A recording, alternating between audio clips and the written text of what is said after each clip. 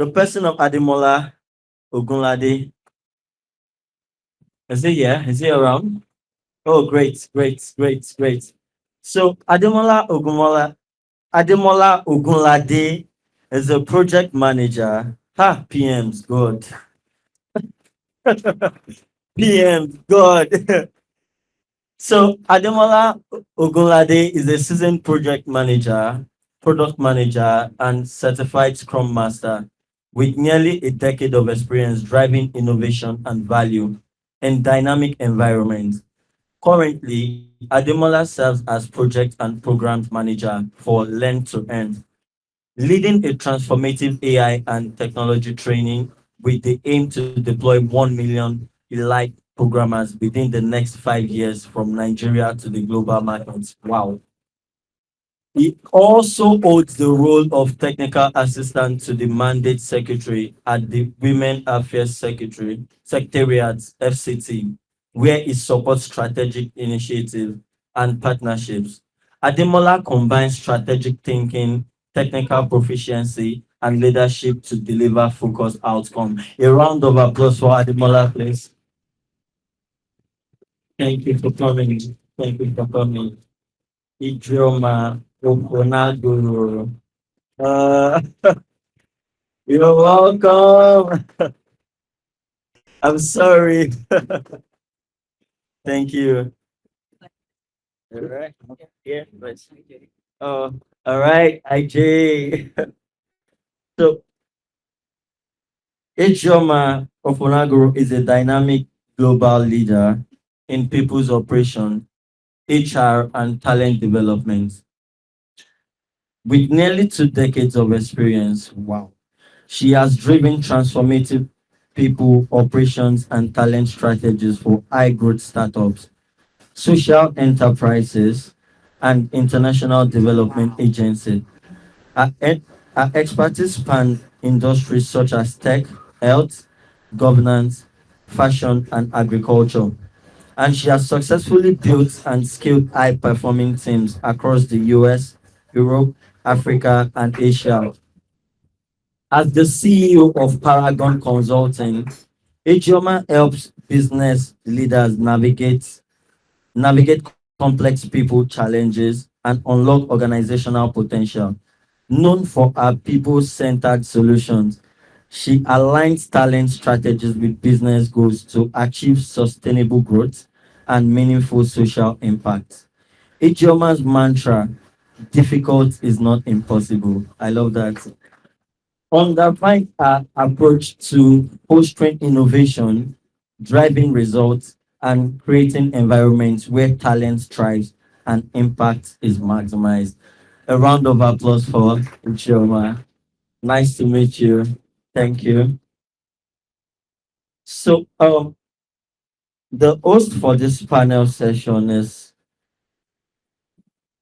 the host for this panel session is Matilda Anashe. Matilda, do we have you here? You're welcome. So,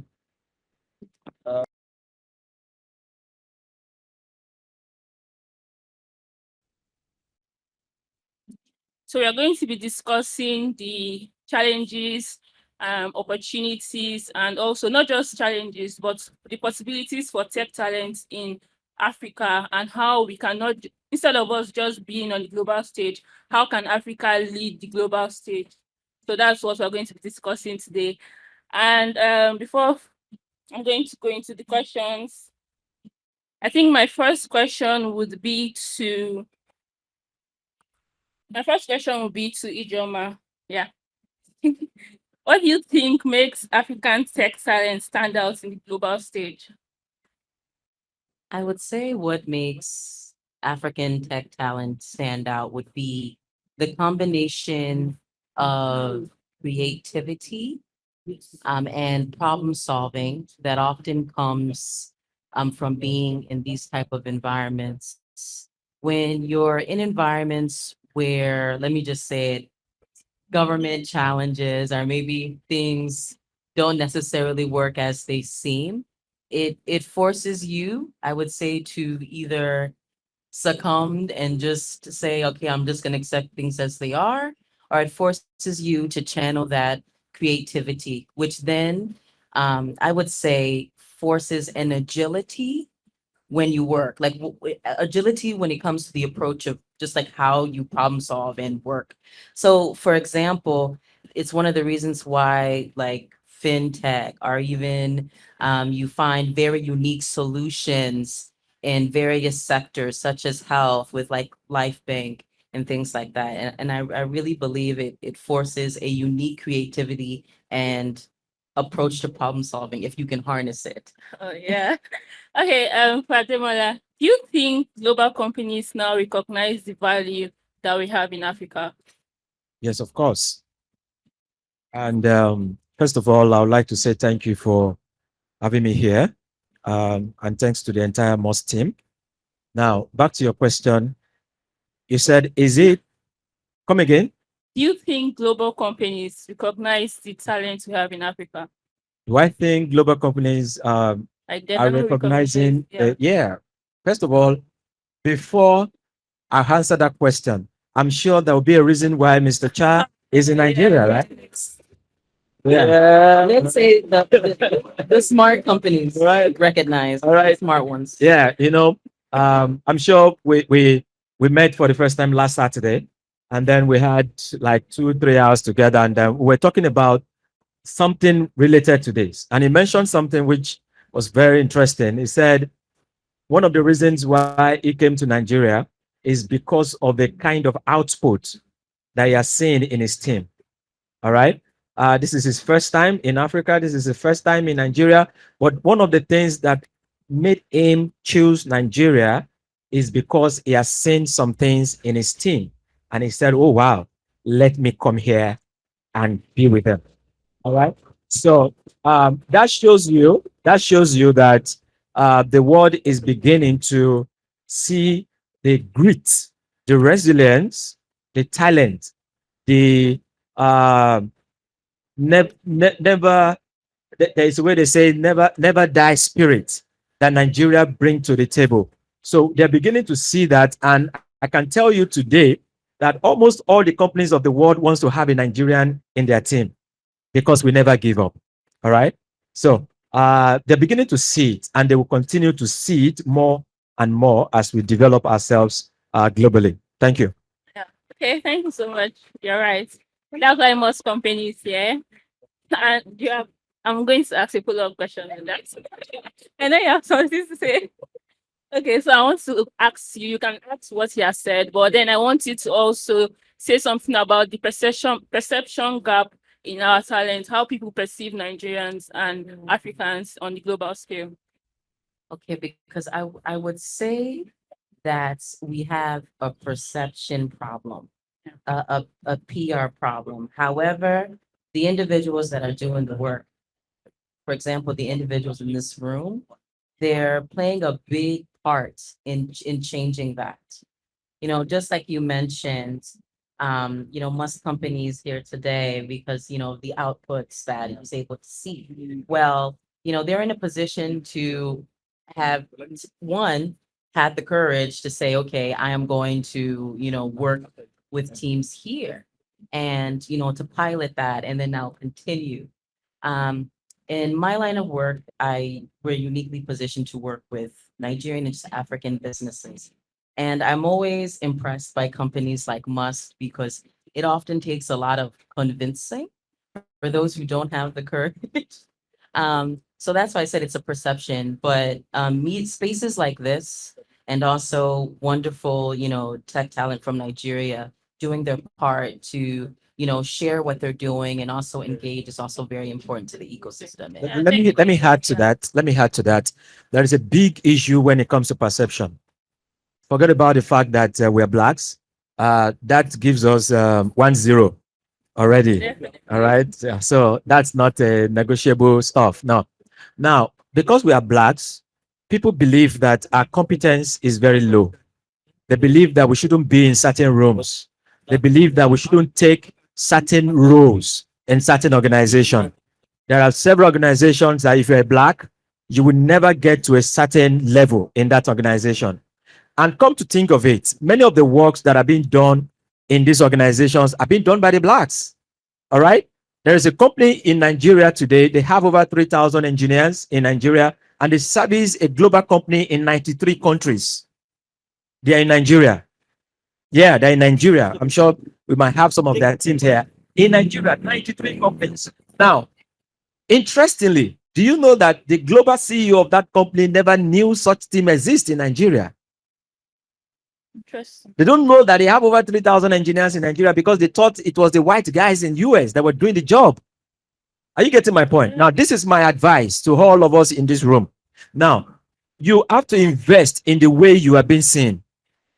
You have to also invest in the way you appear, in the way you talk, in the way you do your stuff, in the way you report your stuff. Now, the perception need to change from you being profiled with your physical look to you being profiled by your competencies. That is what we need to switch. We need to switch it from the place of competence. And I was listening to the subject matter of senior developers and all of that. Now, it's still an issue of competence. There are people who are taking the role of a senior developer, whereas in terms of competence, they are junior developers. Am I correct? So we need to understand all of these things. And I would advise everyone here this evening that please work on your perception. Work on your perception. Clean up your profile on LinkedIn. Write good stuff. As a PM, the category of people that are difficult to work with the most, they are the developers, right? Am I correct? You guys don't pick calls. You talk when you want to talk.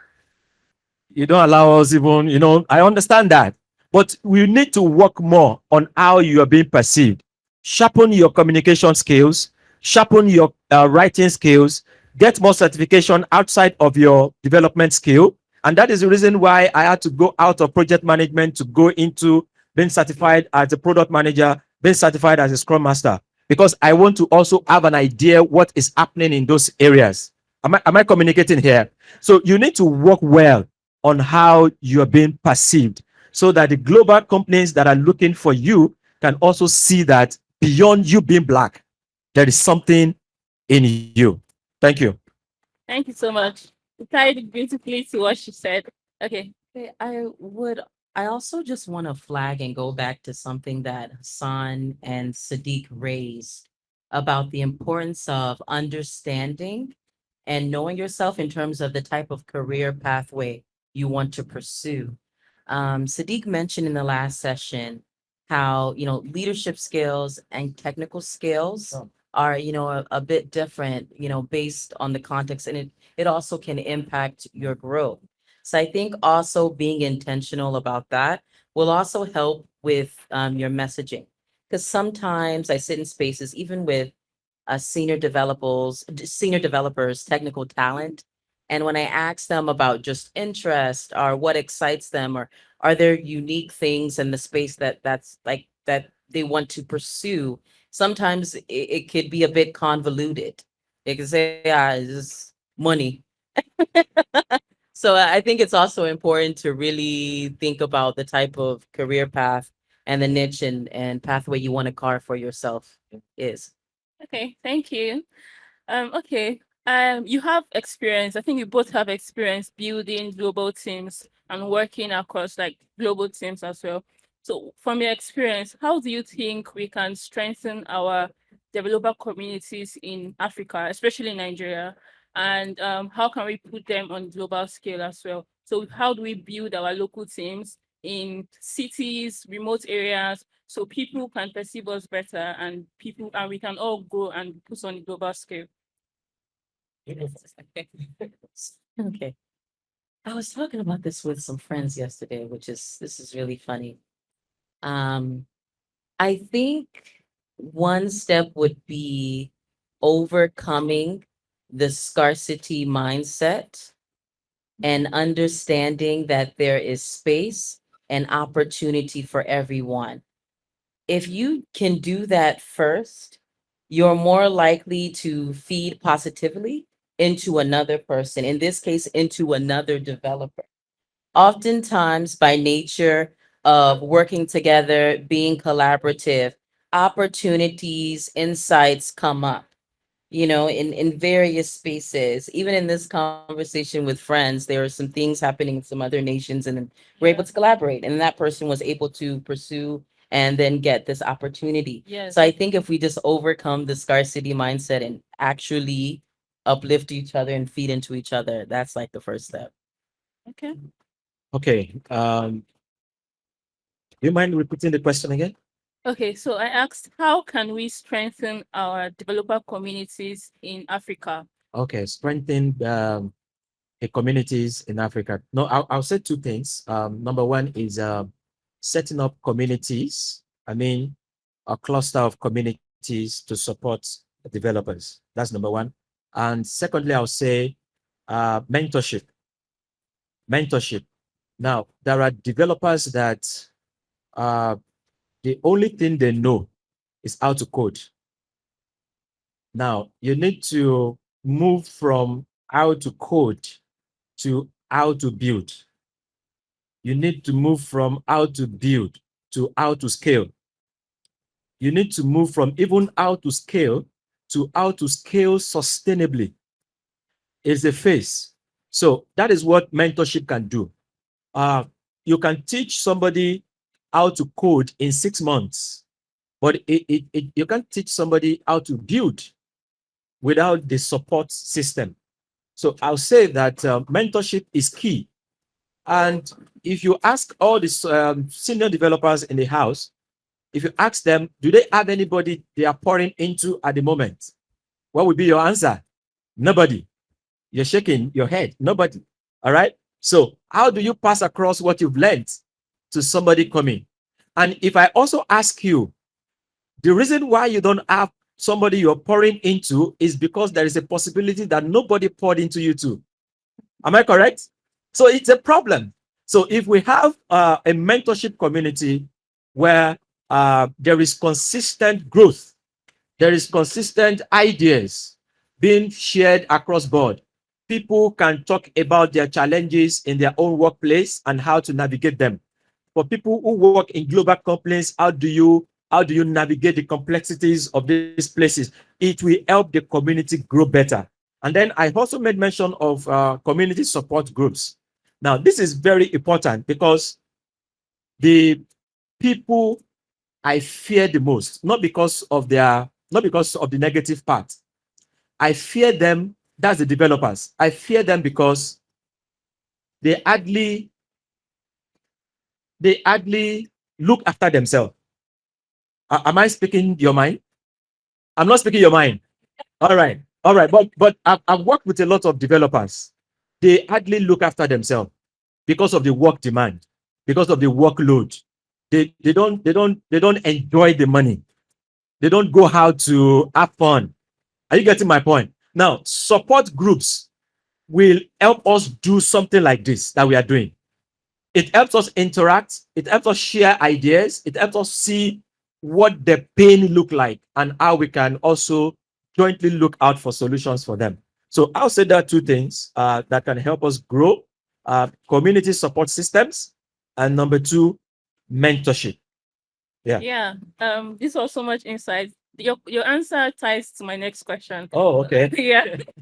So you mentioned mentorship, and I was going to say something. Ask a question about mentorship, like peer-to-peer mentorship.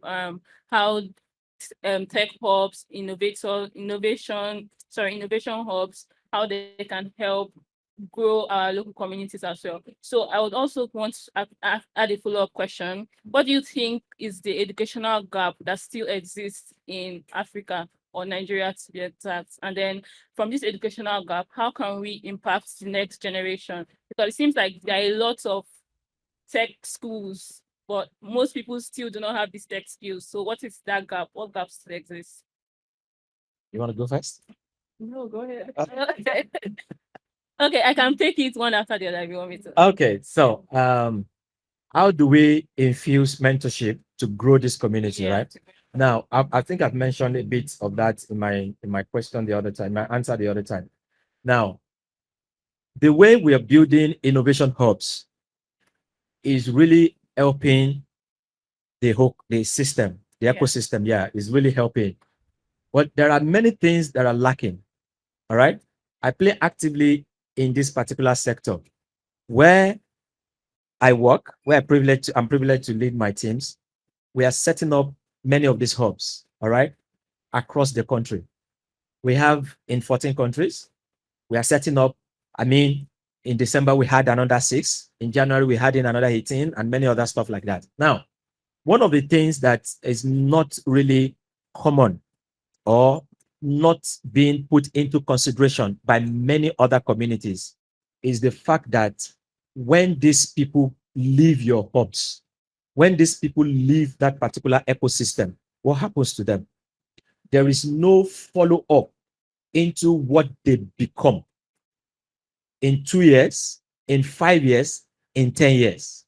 So you will see an average developer who leaves that innovation up because of the inconsistencies in policy in a place like Nigeria. I saw online not long ago of a particular guy who is a developer here who is struggling with payments from overseas. And he lost the first gig, he lost the second gig, he lost the fourth gig, and the third gig, and the fourth one before somebody could also, provide solutions to the problem. Now, if there is no sustainable way to take you from being skilled to getting opportunity, you settling into the opportunity and you moving from that opportunity into getting other people, if there is no sustainable path to getting developers out there, then it will be a major issue, which is what is happening now. Now, from our own end, we have seen that. So we are not only training people, we are also providing them with the opportunity. We are looking for the jobs across Europe for them.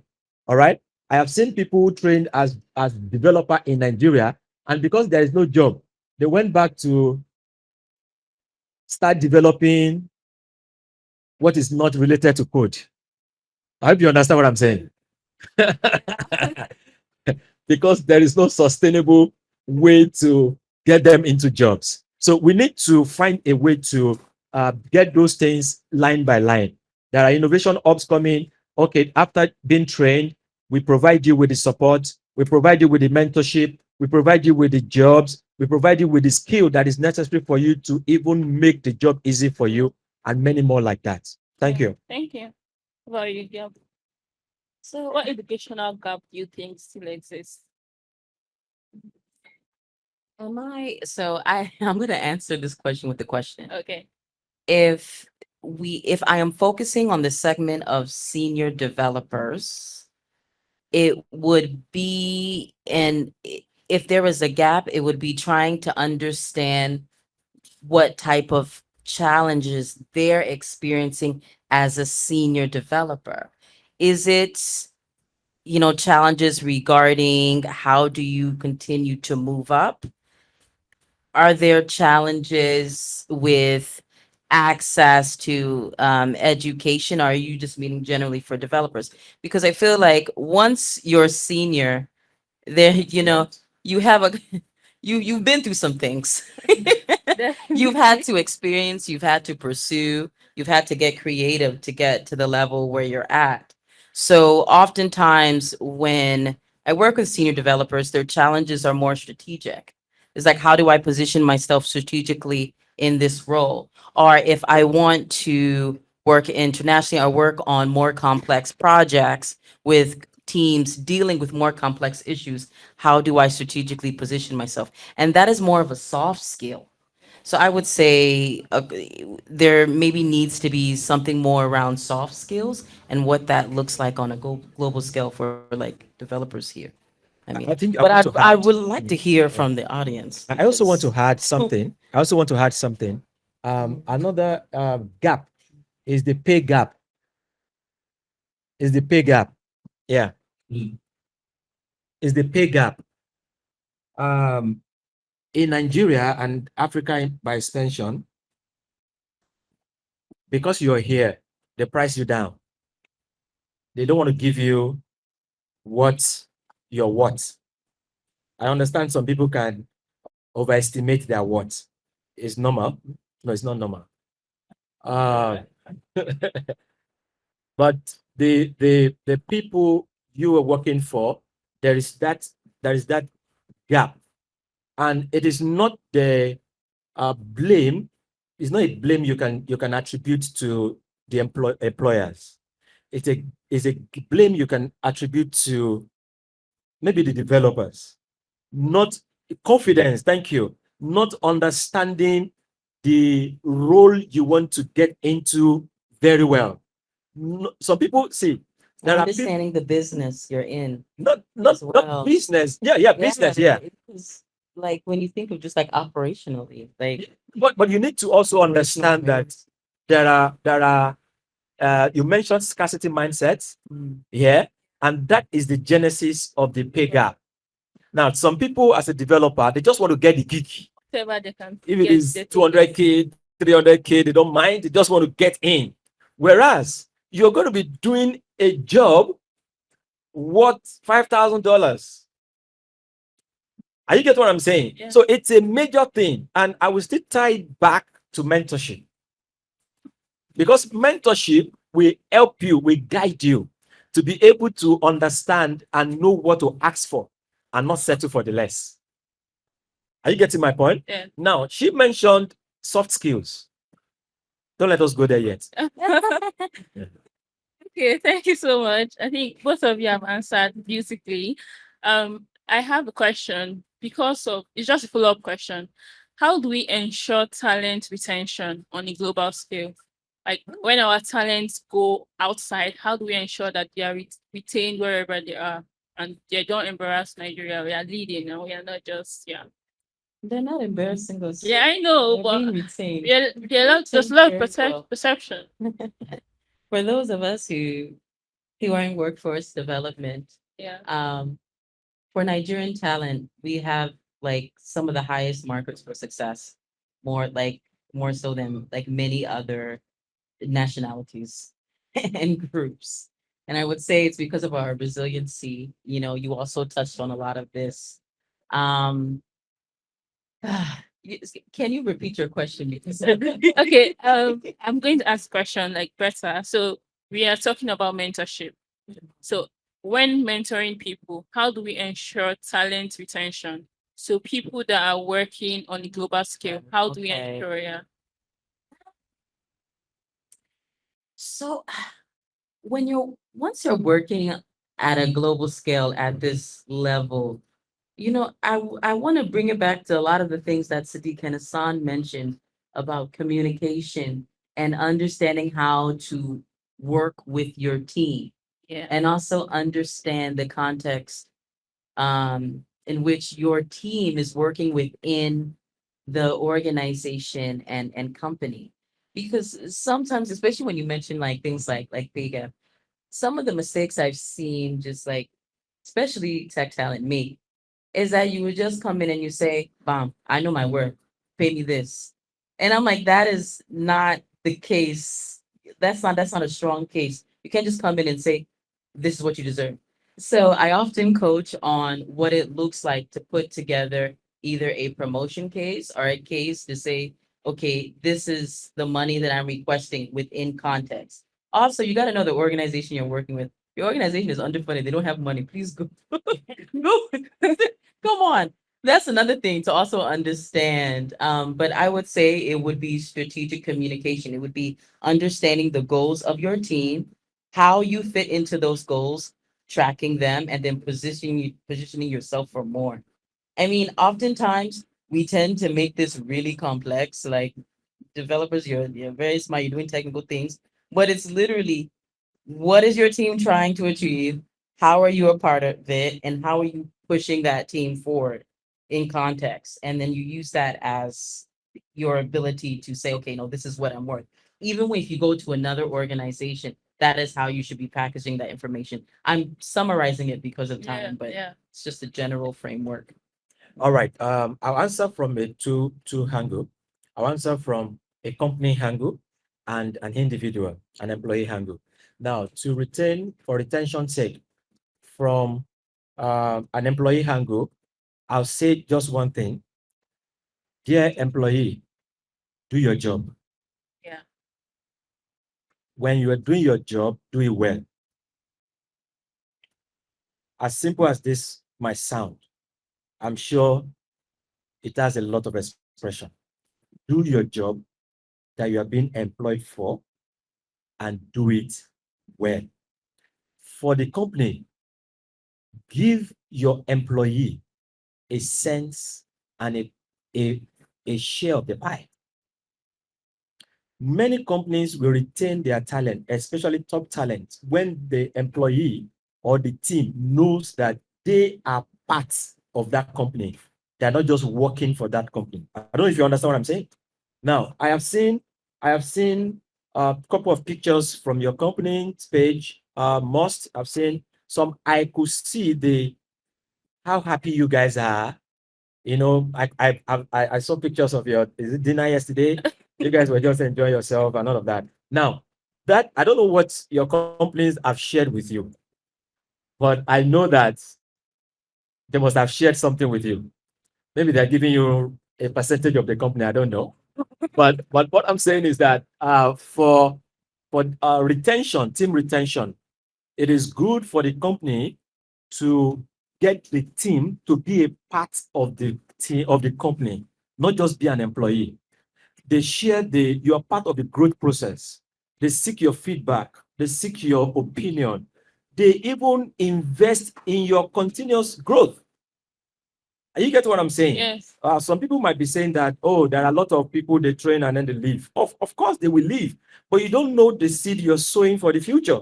That might be a door you want to knock in the nearest future, and it will be somebody you've invested in that will be at the handle, at the door to open it for you. I hope you understand what I'm saying. So the company should give the employee a sense of belonging, and the employee should do their job and do it well. Let me also add something, which is my personal philosophy of life. When you are as a PM, I do beyond project management. I don't know if you understand what I'm saying. If I see a loophole that I believe I have the capacity, I have the knowledge, and I have the opportunity to breach, I don't wait till the collapse. I'll jump in there, I'll fix it. There is no company that wants to lose somebody who is an MVP, the most valuable player. You won't want to lose such people. So the retention rate for that kind of individual is very high. Have I communicated? Thank you. Okay. I really enjoyed the session, and we don't have much time on our hands. So I'm going to ask my last question. What do you think, believe, what do you believe rather will define the future of Africa tech talent in the next decade? So that's the last question. Sorry, if I think I just Us. you can breathe. We'll define it. That's my response. Oh, okay. No, I was saying I would love to hear questions from the audience. Yeah, they're going to ask the Okay. question. Yeah. Us. That's Yeah. all. So she says we are going to define the future of tech talent in Africa. So is there any question? Sorry, you have something to say. Alignment. Oh, okay. Is there any question from the audience?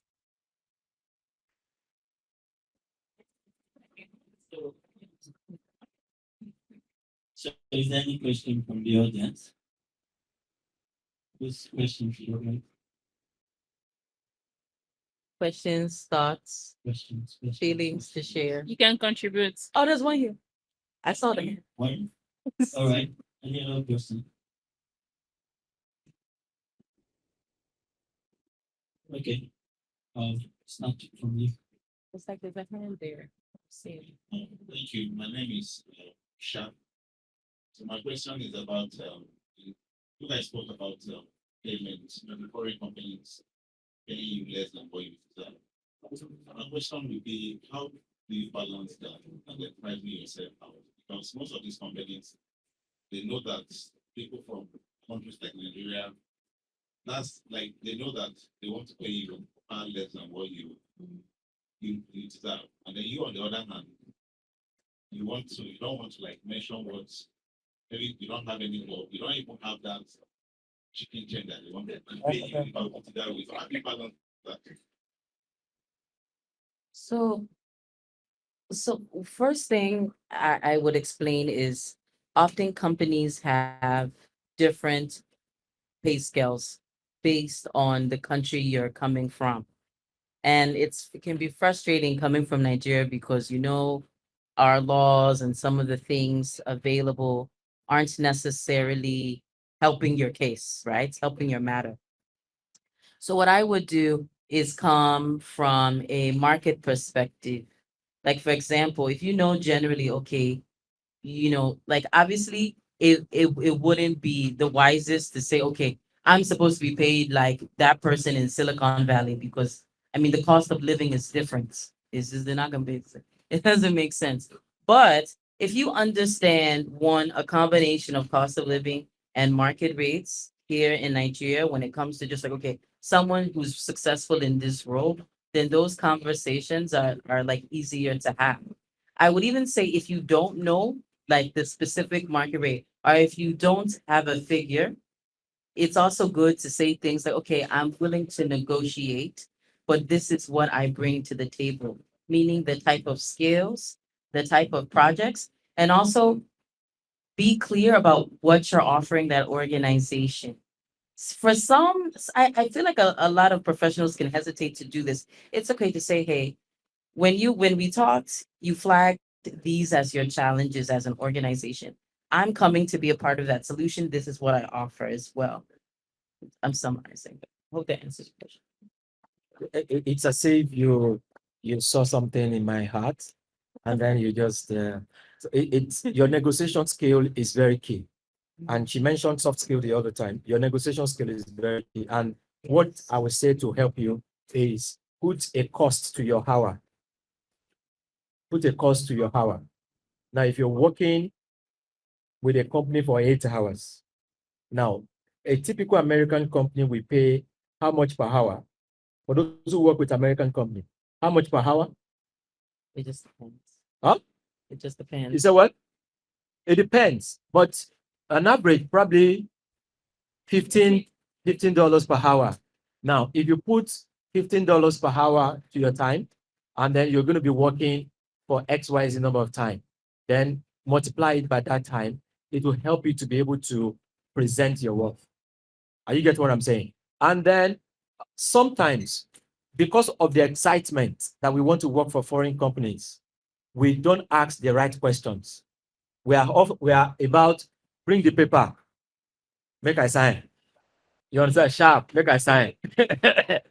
We don't read the nitty-gritty of those things. See, I can put it to you. There are many developers, junior developers in Nigeria that are doing the work of equivalent to a vice president somewhere. Yeah, a VP engineering somewhere. You know why? They don't know. They're just throwing it at you, and then you're just absorbing them. You're excited. They throw it at you, you absorb. They throw it at you, you absorb. They can't do that where they are coming from. Every additional, you're in alignment, right? Every additional item, we talk about it. Are you getting my point? We talk. This is out of my scope. My responsibility is to do this, do this, do this. This is not part of my KPI. Let us talk. They will know that you understand what you're saying. So please put a cost to your hour and then sharpen your negotiation skills very well. Thank you. Oh, question. Any other question? All right, someone is raising. Oh, all right, I'm coming.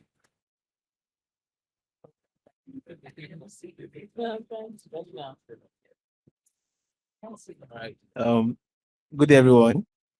So thank you for this session. I just want to ask, right? My name is Emmanuel. I'm a backend engineer.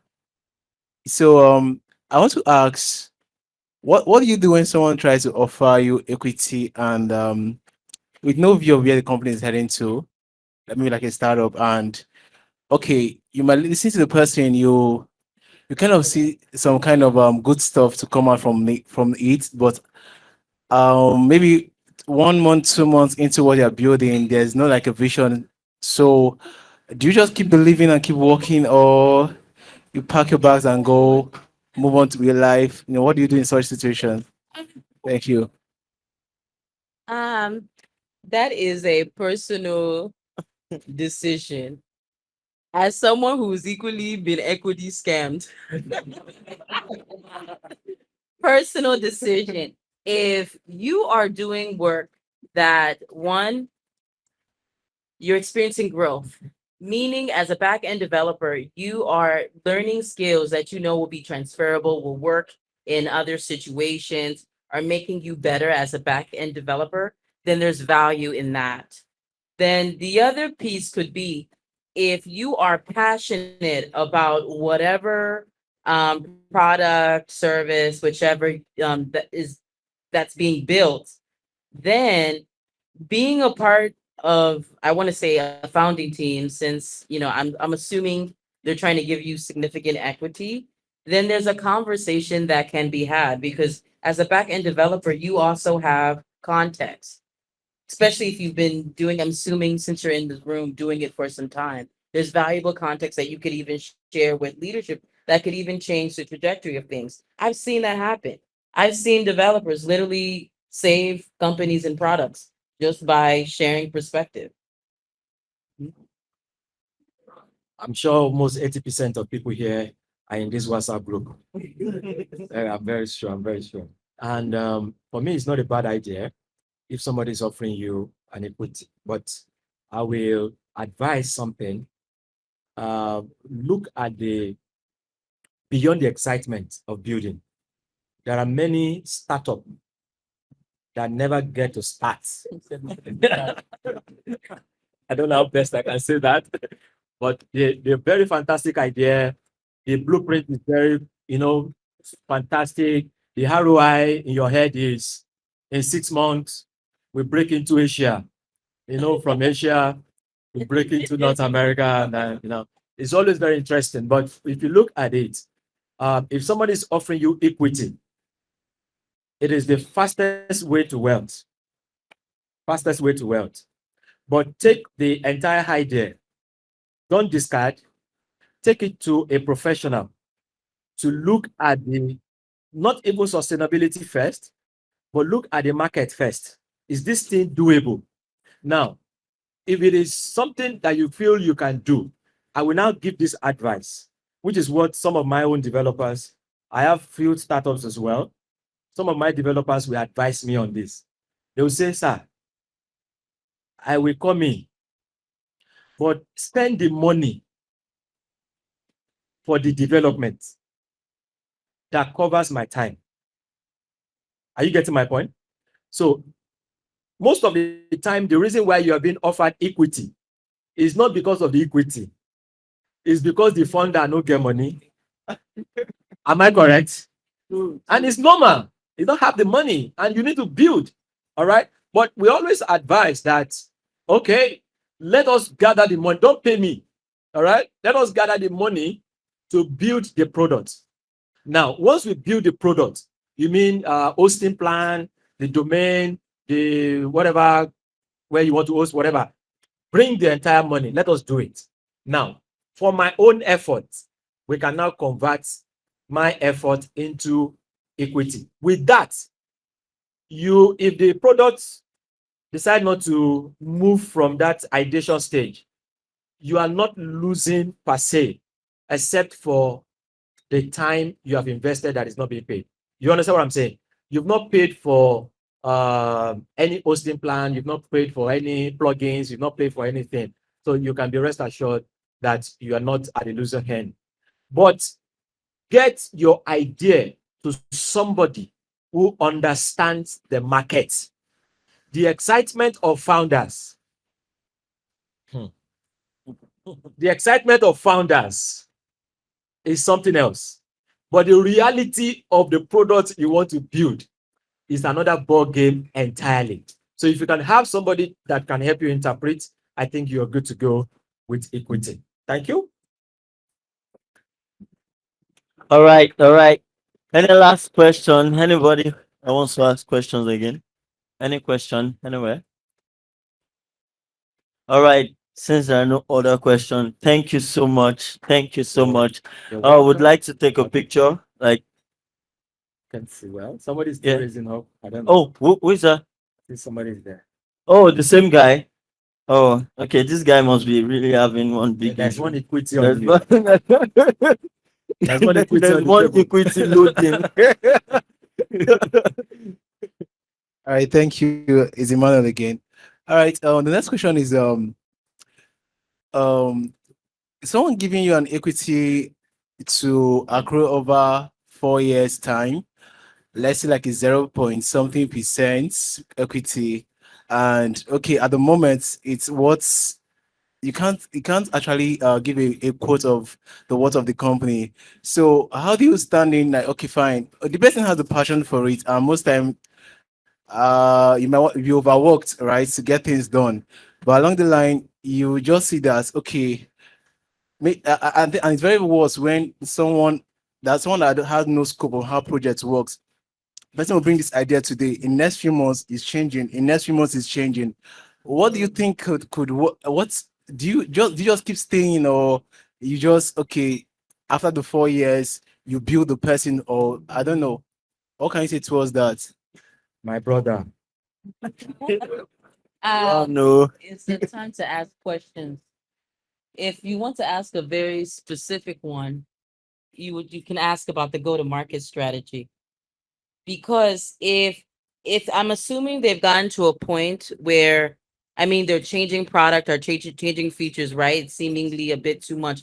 Okay, what's the go-to-market strategy?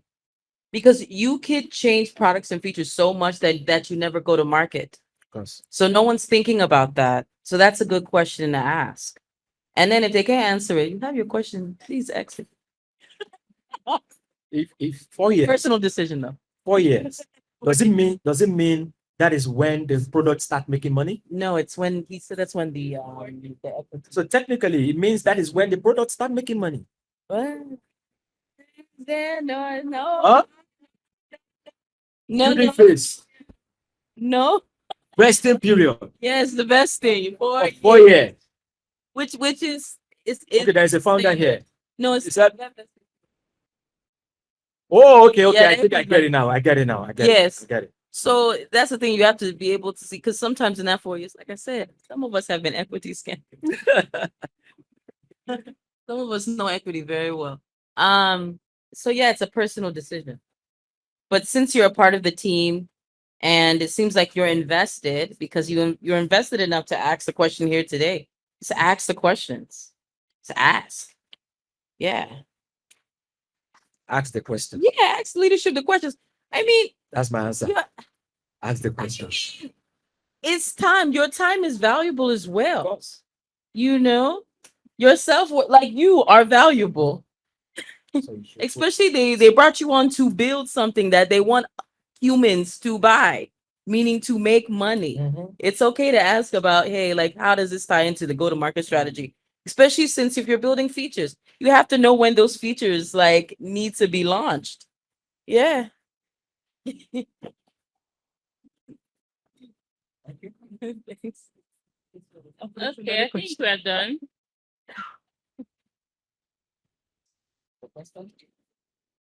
All right.